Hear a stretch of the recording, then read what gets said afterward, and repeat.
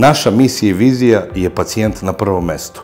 Već skoro 8 godina Fizionova teži na poboljšanju kvaliteta rada, pružanju usluge i zadovoljstvu i rešavanju problema naših pacijenata. Kroz ovih 8 godina stalno se trudimo da kroz savremenu aparaturu, manualne tehnike i edukaciju naših terapeuta poboljšamo nivo usluge. Da bi zadovoljstvo pacijenata bilo potpuno i da bi i krajnji rezultat bilo rešavanje vašeg problema, Fizionova je osmislila sistem evolucionih kartona. U Fizionova centru postoje 3 stepena kontrole stanja pacijenata koje se sprovode na dnevnom, na 3., 7., 10. ili na između 10. i 15. terapije.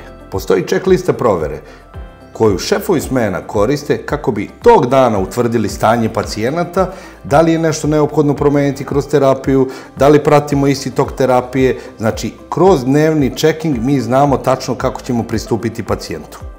Kroz evolucioni karton ekspertni menadžer utvrđuje stanje pacijenta kroz kineziterapiju. Dokle smo stigli, kako napredujemo, da li treba nešto da menjamo u samom izvođenju kineziterapije. I sa tim upozorava ili daje smernice kineziterapeutu koji sprovodi terapiju sa određenim pacijentom.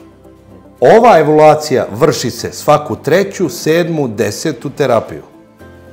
I poslednji test koji se sprovodi jeste evolucioni test provere stanja pacijenata na 10. i 15. terapiji.